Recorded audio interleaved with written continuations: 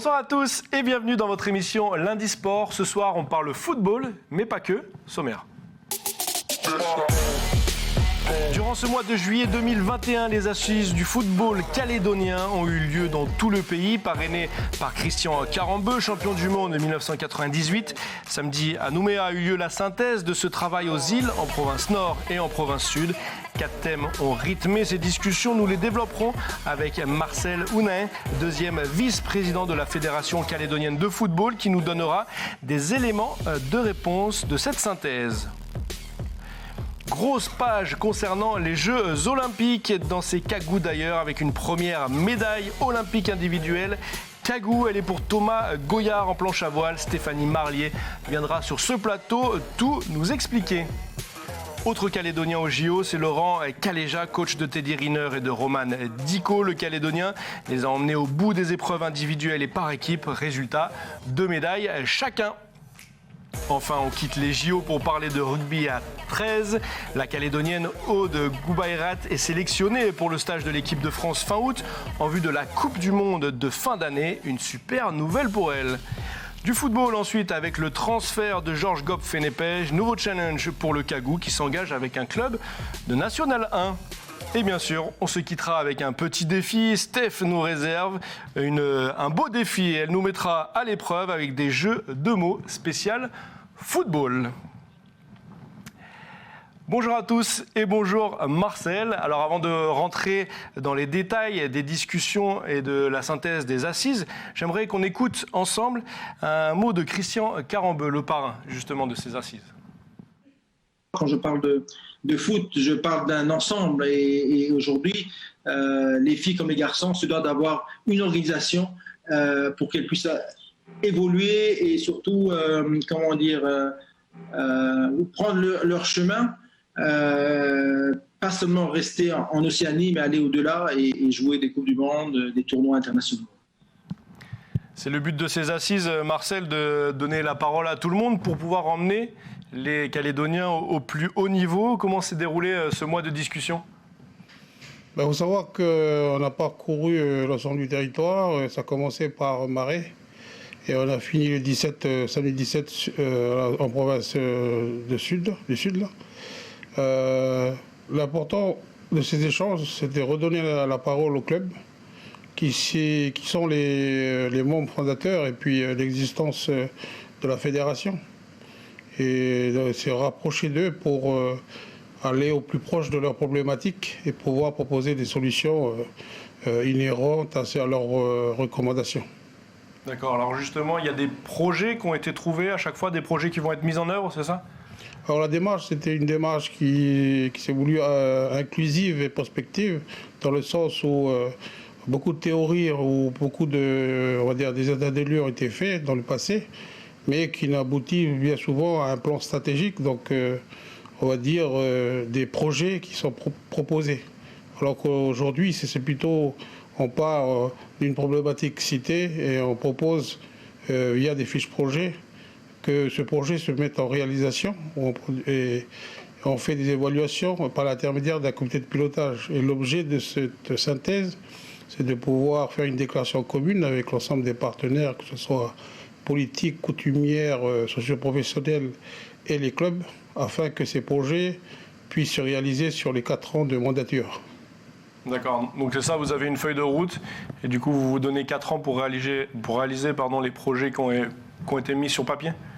C'est cela, c'est-à-dire 4 ans, pendant ces 4 ans, il y a chaque année une point de situation qui est faite par ce comité de pilotage.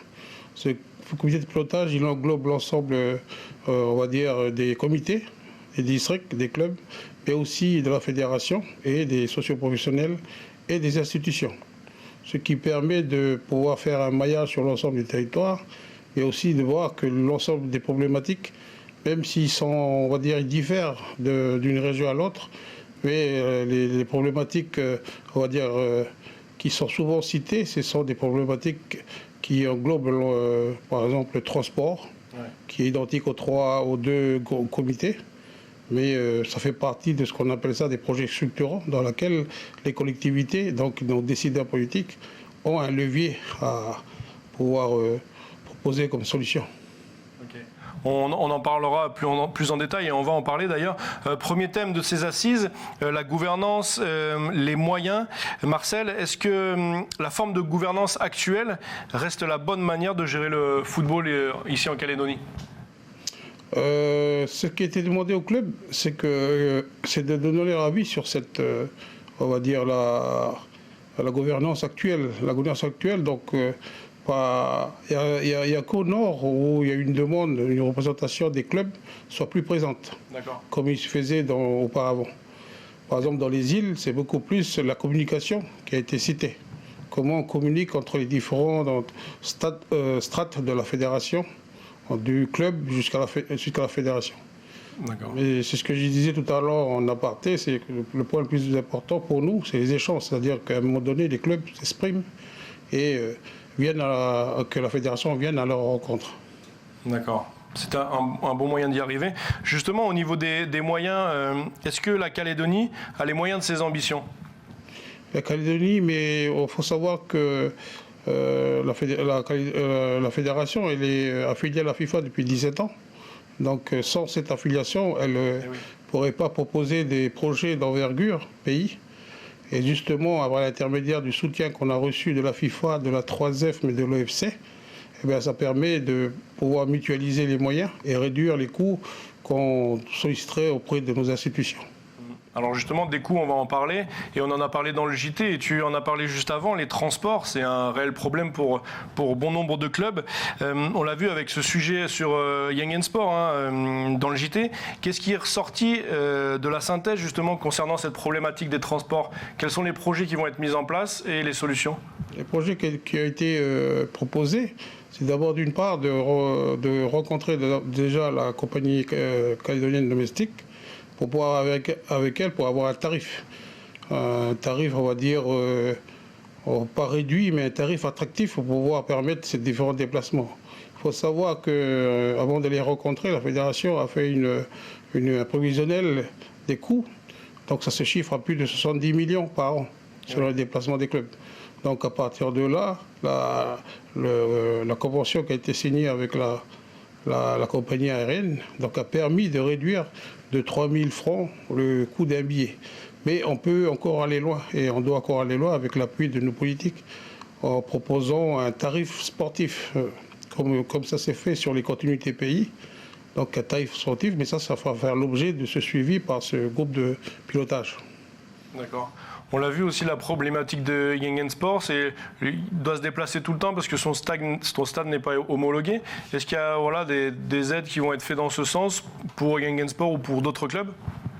Le fait de se déplacer, donc la fédération va permettre à chaque on va dire, club de pouvoir d'exprimer leurs problématiques et aussi de les accompagner, parce qu'il faut savoir que Young Sport, c'est un club qui est supporté par la commune de Yangen. Et donc sur la région du Nord, il y a la communauté provinciale et la province Nord. Et donc on s'appuie sur l'ensemble de ces partenaires-là pour permettre à Yangen pour cette fin d'année ou peut-être l'année prochaine d'avoir un stade qui puisse accueillir la Super League. C'est pareil pour d'autres clubs. Le sport, vecteur de développement social et de santé, c'est le deuxième point qui était à l'ordre du jour lors de ces assises. Est-ce qu'au pays, c'est le cas et qu'est-ce qui doit être amélioré, Marcel ? Donc déjà d'une part, c'est le développement du football de jeunes. Donc pour avoir une fédération forte, il faut que les jeunes jouent plus et pratiquent plus. Donc c'est un enjeu c'est un enjeu futur pour nous. C'est de pouvoir permettre dans l'ensemble des 3 comités de province à ce que les jeunes jouent plus de matchs dans la saison. Et c'est comme ça qu'on peut améliorer le niveau de notre football. Et notre département technique a déjà proposé en début d'année un plan de développement de cette pratique pour les jeunes. On a le football féminin, qui est la FIFA, donc mise énormément dessus. Donc il est sous-exploité, mais on doit davantage fédérer l'ensemble des personnes ressources volontaires pour pouvoir développer davantage cette pratique. Nous avons le football diversifié. On sait que le futsal prend un essor grandissant au niveau de la fédération. Donc le beach soccer doit être aussi une discipline à promouvoir. Et pour en finir, nous avons le sport santé qui est très peu, on va dire, très peu pratiqué sur l'ensemble du territoire, mais on doit voir ça avec l'ensemble des partenaires du gouvernement au niveau de la santé pour pouvoir proposer des dispositifs, voire des projets à la disposition des clubs sur ce thème-là, sport santé. Alors justement, sur la santé, Marcel, quels sont les projets qui sont ressortis justement sur le foot santé? Pour l'instant, il y a on va dire une discipline qui est en gestation, mais qui est déjà expérimentée au sud, c'est le foot en marchant. C'est-à-dire que c'est la possibilité à un pratiquant jusqu'à 70 ans de pouvoir pratiquer un sport, une pratique physique. Donc ça, c'est déjà une proposition, mais nous avons aussi, par exemple, lors des manifestations, la possibilité, comme actuellement, de pouvoir vacciner les gens. Donc ça, c'est en cours de discussion. Mais on parle de vaccinodrome et nous avons par exemple des affluences sur le stade Nomadeli qui est à peu près entre 3 000 et 4 000 spectateurs. Donc à nous de voir avec les partenaires spécialisés pour pouvoir proposer ce thème de projet. Ok, ça marche. Merci Marcel. Tu as parlé un petit peu de la jeunesse et des filles. On va en parler juste après les cagous d'ailleurs. On va accueillir Stéphanie Marlier. Pardon. Jingle.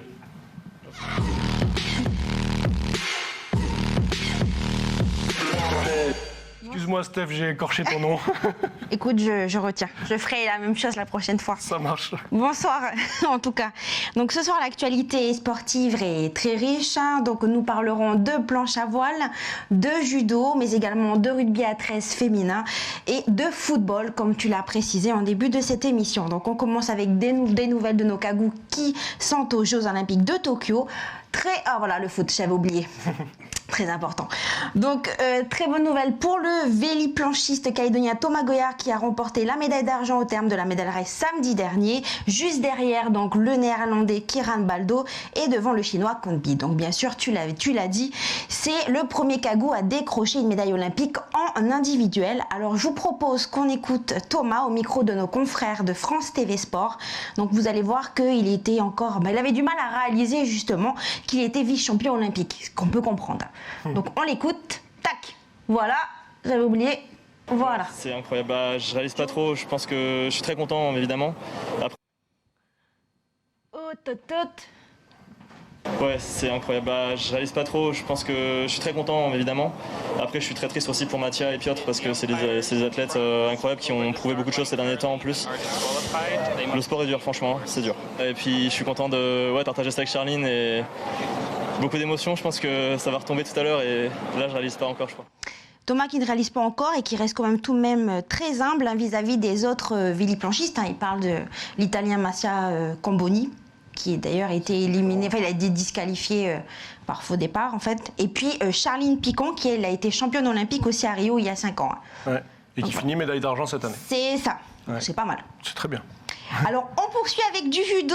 Alors, le coach calédonien, Laurent Caléja repart heureux de Tokyo car les deux judokas qui l'entraînent ont brillé aux Jeux Olympiques.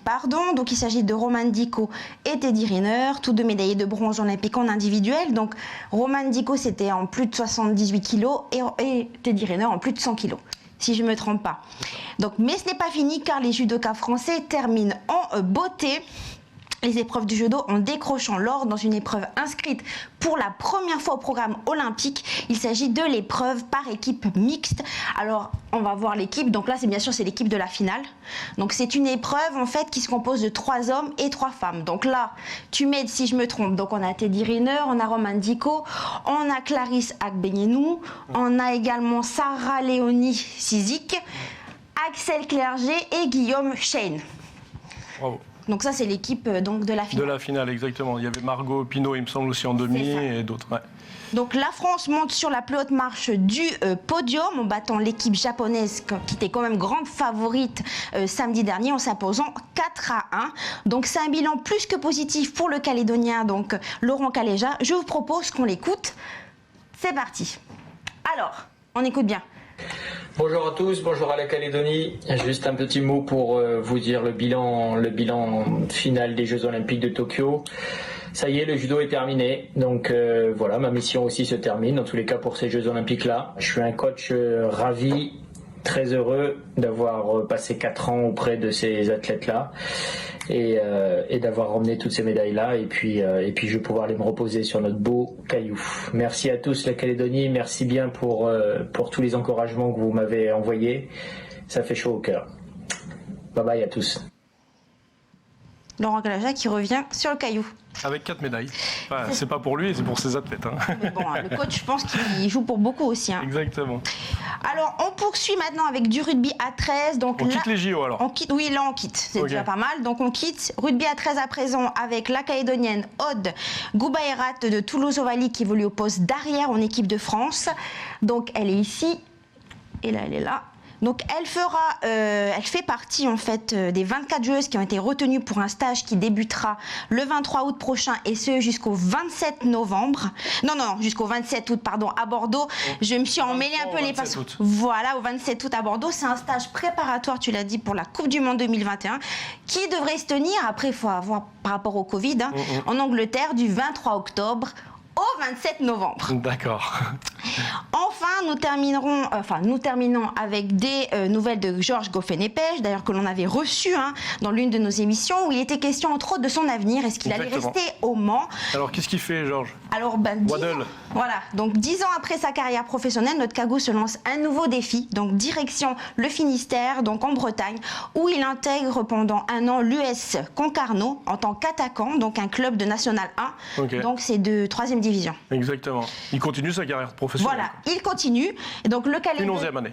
Oui, donc le Calédonien va retrouver donc son ancien entraîneur, donc là on a une photo, parce que c'était à l'US Boulogne, donc entre 2014 et 2015, Stéphane Lemignon. D'accord, un entraîneur qui connaît déjà. Voilà, ce qui est bien je pense. Oui, carrément. Et voilà, c'est tout pour moi. Ok, merci beaucoup Steph. C'est moi. Merci. Des bonnes nouvelles de Georges Goffin-Épège, Marcel. Retour au football, la transition est toute faite. Tu parlais avant les Cagous d'ailleurs de jeunesse et des filles. Ça faisait partie, la jeunesse, du 3e thème de ces assises. J'aimerais qu'on écoute Christian Carambeu, le parrain de ces assises, sur ce sujet justement. Et je crois qu'il faut commencer très tôt. C'est vrai que je suis arrivé tard au FC Nantes, où j'ai passé 5 ans dans une académie où on m'a appris à vraiment jouer au football, à percevoir et plutôt comprendre le monde du football dans sa technicité, dans son mouvement, dans son espace aussi. Et ça, il faut l'apprendre très jeune. Et je crois que les assises de football permettent justement aux enfants calédoniens à comprendre justement leur environnement et bien évidemment continuer à produire des talents, mais surtout les accompagner, les encadrer au mieux, leur donner les outils pour qu'ils puissent continuer à exercer la pratique du football, mais en même temps dans un sens beaucoup plus professionnel. Marcel, la jeunesse, c'est la clé de la suite?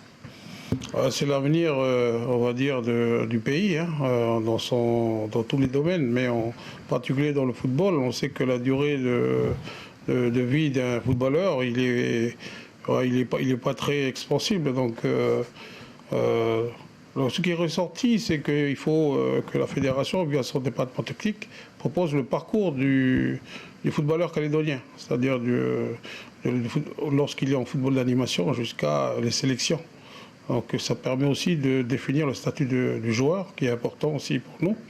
Mais ce qui est sûr, c'est que comme les filles, quand on a une académie féminine, une académie masculine verra le jour. Et nous avons des structures comme Docamo, lycée Docamo, qui est déjà précurseur, mais aux îles, nous avons le pôle d'excellence des îles qui se situe à Avila et qui, on a vu les U17 là sur la Coupe du Monde en Inde. La majorité qui compose cette équipe, ce sont des joueurs qui sortent de ce pôle d'excellence. Donc à la fédération de pouvoir proposer ce projet, surtout le projet au niveau de la formation, et laisser au comité un projet de préformation, mais c'est déjà dans les tuyaux. On va se dire d'ici la fin de l'année, une proposition sera faite à l'Assemblée fédérale et puis au Conseil fédéral, l'Assemblée fédérale et puis au club. D'accord, donc ça c'est pour les joueurs qui ont envie de faire du football une carrière peut-être ou de devenir professionnel. Et la jeunesse qui fait du football sa passion, juste pour passer le temps, est-ce qu'il y a des projets aussi qui sont mis en œuvre pour elle? On a, sur cette mandature, avec le président Taverché, on a mis comme pilier principal cette jeunesse. Et donc, réussir au football n'est pas permis à tout le monde. Et on a aussi des carrières qui peuvent se faire au niveau de l'arbitrage. Il y a des clubs, des jeunes qui peuvent aussi se lancer dans la formation. Donc voilà, on élargit cette panoplie d'offres qu'on propose aux jeunes. D'accord. C'est-à-dire organiser par exemple des journées qui tournent autour du football pour que tout le monde se sente concerné? Déjà, il faut savoir que le football, on appelle ça l'école de la vie. Donc c'est une partie de la jeunesse qui se passe à l'école, dans la scolarité. Donc il faut trouver une passerelle avec le monde, on va dire l'UNSS et l'USEP, pour qu'on puisse permettre aux jeunes de pouvoir faire de leur vocation une réalité. Donc déjà d'une part, et aussi de les orienter et les guider vers des choix qui sont plus propices à leur capacité ou à leur potentiel. Ok. Tu en as parlé juste avant. Il y a également la formation des filles qui est importante au football. On va écouter toujours Christian Carambeu à ce sujet. J'en suis ravi parce que j'ai commencé avec le football féminin en l'OFC avec les Néo-Zélandaises. Et ma foi, elles étaient déjà prêtes, très bien structurées. Et en même temps de la demande, il y en avait, sachant qu'on le sait, c'est en nette progression le nombre de licenciés au foot féminin, donc tant mieux. Et j'espère que nous, en Nouvelle-Calédonie, on sera prêts d'encadrer et de donner cette opportunité à nos filles, de pouvoir jouer au football, d'être, pourquoi pas, des professionnels aussi. Alors dans 2 ans, l'Océanie va accueillir la Coupe du Monde féminine. Est-ce que c'est l'occasion de se mettre en avant, Marcel? C'est déjà on va dire, un palier à franchir. Il faut franchir un palier. Surtout pour le football féminin. Il faut savoir que le football féminin doit se doter d'un plan de développement, une stratégie pour le long terme. L'objectif pour la fédération, c'est qu'en 2027, on a 2 places de qualification pour la zone Océanie. Donc on va se servir de cette Coupe du Monde pour voir déjà d'une part jauger le niveau de notre sélection, mais déployer par la suite le projet de développement, le plan de développement du football féminin pour atteindre en 2027 qu'on puisse participer d'une part à la Coupe du Monde, mais figurer dans des positions un peu plus, on va dire, confortables que celles qu'on a actuellement. Déjà d'une part. J'en profite aussi pour à vous informer que pour le football masculin, c'est-à-dire les seniors, on a une échéance en 2026 qui est une place directe qualificative pour la Coupe du Monde. Et bon, on a toujours la demi-place, mais voilà, tous ces assises sont calqués sur ces différentes échéances. Donc c'est aussi des moteurs pour on va dire, l'ensemble des pratiquants du football, que ce soit jeunes ou moins jeunes, on va dire des formateurs et arbitres, pour pouvoir atteindre ces ambitions que nous avons. Le but, c'est de se préparer à ces échéances, justement. Tu en as parlé, il y a un pôle d'excellence pour les filles en Calédonie. Sur le terrain, quand vous êtes allé sur le terrain, justement, avec ces assises, qu'est-ce qui est ressorti et qu'est-ce qui a été dit du football féminin? Ce qui est ressorti, c'est que le football féminin n'a pas la même place que le football masculin, c'est-à-dire au niveau de la médiatisation, d'une part, mais aussi au niveau de son organisation. C'est pour ça qu'il est important maintenant, avec le département technique, mais l'ensemble des acteurs de ces assises, de proposer un plan de développement cohérent avec les échéances qui sont devant nous. Donc ça part aussi bien de la formation, mais de la pratique, mais aussi au niveau de l'arbitrage, parce qu'on n'a pas énormément d'arbitres féminins, donc il va falloir qu'on œuvre dans ce domaine-là pour pouvoir répondre à ces objectifs. Alors tu devances ma prochaine question, Marcel. Il y avait le thème également qui a été évoqué pendant ces assises, c'est la formation des encadrants. Sans ces personnes, pas de développement du football. Est-ce que la Calédonie est assez formée? Est-ce qu'il y a assez de formateurs? Pour l'instant, on va dire non. Mais avec le projet qui s'est préparé avec la 3F, en collaboration avec la 3F, elle peut, d'ici donc, on va dire 2 ans, pourvoir à des formateurs de haute qualité. C'est-à-dire qu'avec l'ensemble des clubs qui jouent en Super League, ce qui est proposé pour eux maintenant, c'est d'avoir un entraîneur qualifié qui puisse déjà d'une part apporter leurs compétences, mais aussi pouvoir assister les sélectionneurs nationaux de l'équipe A, mais aussi de l'équipe féminine et des buts de soccer et de futsal surtout, pour élever le niveau et puis pouvoir répondre à ces objectifs de 2026 et 2027. Ok. Retour sur le terrain, que vous êtes allé voir de partout, dans le nord, dans les îles et dans le sud, bien sûr. Est-ce qu'il y a des demandes de formation? Est-ce qu'il y a des gens demandeurs de formation? Donc, au niveau de ces diplômes qualifiants, c'est ce qui a été proposé, c'est qu'elles se fassent centraliser sur le Grand Nouméa et Nouméa. Okay. Parce qu'on en a besoin et puis on n'est pas seul dans ces formations, c'est des formations qui sont des formations françaises par la 3F. Et par contre, sur des formations, on va dire, non qualifiantes, on peut décentraliser et permettre de regrouper au niveau de chaque comité des sessions de formation avec nos 2 CTR qui sont actuellement en exercice au niveau du pôle technique. Ok. Dernier thème de ces assises, et cela rejoint ce qu'a dit en préambule de notre émission Christian Carambeu, le football de haut niveau. Alors comment faire, tu as déjà un petit peu répondu, mais comment faire pour être compétitif sur la scène internationale? Déjà, c'est tout un ensemble. Je parlais tout à l'heure de la pratique des jeunes. Il faut que les jeunes jouent plus, et ça veut dire qu'au niveau des clubs, il faut que les clubs soient mieux structurés, et mieux équipés. Et puis, au niveau de la formation, il faut qu'on ait des éducateurs de bonne qualité. Et la plupart des demandes qui ont été formulées sur l'ensemble des 3 comités, c'est le parcours du joueur calédonien, de l'école de foot de son club jusqu'à la sélection et voire au-delà de la sélection. Donc voilà, ce parcours est très attendu par l'ensemble des acteurs du football. Et donc, ce sera le comité de pilotage avec une équipe qui auront à charge la préparation, le suivi et puis la production de ce on va dire projet. Okay. On l'a vu dans les cagous d'ailleurs avec Waddle, Georges Gopp Fenepej. Est-ce que les discours de la fédération, c'est qu'un parcours une carrière professionnelle de football, c'est possible? Est-ce que c'est le discours de la fédération? C'est ce qu'elle dit suite à ces assises, c'est-à-dire qu'on va permettre aux jeunes qui vont bénéficier de ce projet, c'est-à-dire une nouvelle page qui se tourne, de pouvoir avoir les meilleures chances pour intégrer des centres de formation.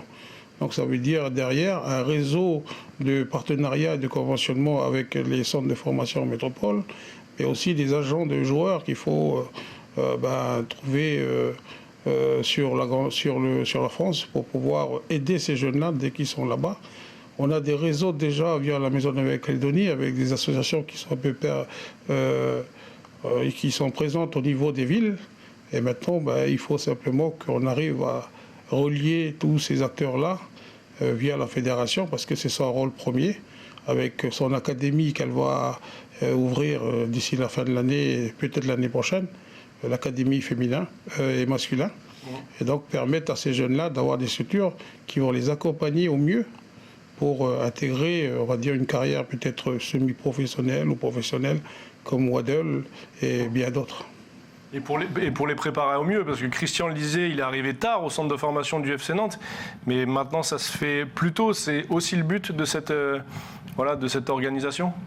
C'est le but, c'est-à-dire plus on a des centres de préformation dans les îles, et la fédération une sorte de formation, mais c'est aussi pour nous, les dirigeants de football, de se conscientiser et puis sensibiliser les parents que pour être un football de haut niveau, il faudra à un moment donné une séparation. Et cette séparation, il faut que les parents l'intègrent déjà dès le début.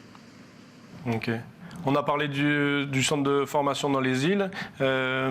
Celui qui va naître dans le sud, comment ça se passe dans le nord?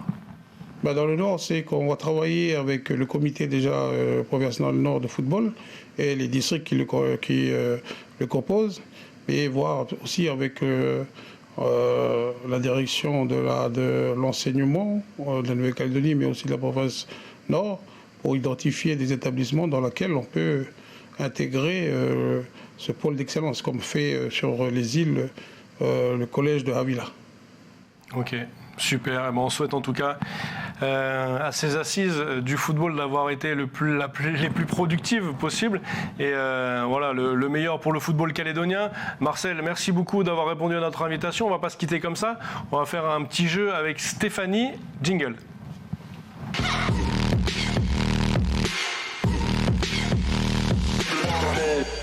Quel est ton défi, Steph? Donc c'est des charades, D'accord. comme j'aime ça. Donc spécial foot. Attention. D'accord, des charades spéciales. Voilà, donc du coup, Adrien, surtout toi, c'est pour toi, parce que comme t'es souvent inattentif quand j'explique, donc du coup, je vais pas répéter en fait les charades. C'est donc, ma fête? Oui, écoute bien. Donc, à chaque fois, je vais vous dire, tac, voilà, donc spécial charade. Donc c'est facile, hein, vous connaissez mon premier, mon deuxième, etc. Ok. Et c'est bien sûr du football. Vous êtes prêts? On laisse répondre Marcel en premier? Marcel en premier, d'accord. Ok, à la d'accord. maison aussi, ils peuvent jouer avec nous. Hein. Ok, ça marche. C'est parti. Mon premier est le contraire de haut. Mon second est le contraire de court. Mon tout sert à jouer au football. Simple. Facile, celui-là, c'est un ballon. Hein. Super. Ouais. Je fais quand même des faciles. Très bien. Adrien, à toi? Je tiens à le signaler que je l'avais aussi ballon.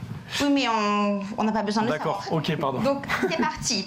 Alors, Adrien, mon premier soutient la tête. Mon second est un adjectif qui dit toujours la vérité. Mon tout est une action au football. Alors, je ne répète pas. Coup. Oui, coup. Alors, une action au foot. Courir. Mais non, une action. Je sais pas, t'as vu, t'as le corner et puis t'as quoi encore? Coup. Coup franc. Voilà, très bien. Coup franc, t'avais du mal, hein? Ouais, parce que j'étais sur couvrer, mais je comprenais pas. Coup franc, Allez, coup franc. coup franc. D'accord, ok, ça À marche. Marcel? Allez, vas-y. C'est parti, Marcel. Mon premier s'obtient en pressant un fruit. Non, alors attention, là je me suis pas trompée, c'est pas celui-là. Mon premier est une partie du visage, parce que l'autre est un peu compliqué, ça va être pour Adrien. Mon premier est une partie du visage. Mon second est un petit amas d'eau où les canards aiment patauger. Mon tout est un footballeur sud-américain. Ah, j'entends d'ici la réponse de la régie là. Messi. Non, alors attention. Mon premier est une partie du visage, mon second est un petit amas d'eau où les canards aiment patauger. Je répète parce que c'est pour Marcel. Hein. Mon tout est un footballeur sud-américain. Il joue au Paris Saint-Germain. Oui, c'est Neymar. Ça. Neymar, très bien. Adrien, toi? Tu t'éclates à faire des trucs. Allez, vas-y, c'est bon. Alors. À moi? Oui, à toi. C'est la dernière? Bah écoute. Non, vas-y, on enchaîne. Alors, il en reste deux. Donc Ok. une pour toi et une pour Marcel. Ok. Mon premier s'obtient en pressant un fruit. Mon second est rouge, blanc ou rosé. Mon troisième est un pronom personnel sujet. Mon quatrième est le son du serpent. Mon tout Oh, j'ai trouvé. est une célèbre équipe de football italienne. Juventus. Et c'est la Juventus, c'est bien. Bra. T'as bien suivi, hein? Ouais. La petite dernière pour Marcel. Marcel, Marcel. Marcel, je t'ai mis la pression un peu là. Alors, Oui. c'est parti. C'est simple. Mon premier ne sent pas bon. Mon second est la deuxième syllabe du mot banane. Mon troisième est un déterminant. Mon quatrième est une syllabe du prénom de l'ennemi de Gros Minet. Mon tout est une action au football quand il y a une faute dans la surface de réparation. C'est un penalty, ça. Wow. Si, bravo. Ah bah vous avez tout trouvé. Bien. Non, moi il y en a un, j'ai pas trouvé. Ah bah voilà, bah Ah, c'est je l'avais- Marcel. je l'avais pas, le C'est penalty. Marcel qui a gagné. Bravo Marcel, super. Merci beaucoup encore Marcel d'avoir été avec nous Merci. pour cette émission spéciale sur les assises et sur cette synthèse qui a eu lieu samedi 31. Merci Steph, tu t'en vas discrètement, tu as bien raison. Merci à tous et je tiens à signaler aux téléspectateurs que la synthèse de ces assises du football 2021 vont être disponibles sur le site internet de caledonia.nc et on va les diffuser sur notre antenne. Bien sûr, merci encore Marcel, 1000 fois. Et nous on se dit à la semaine prochaine. Tata.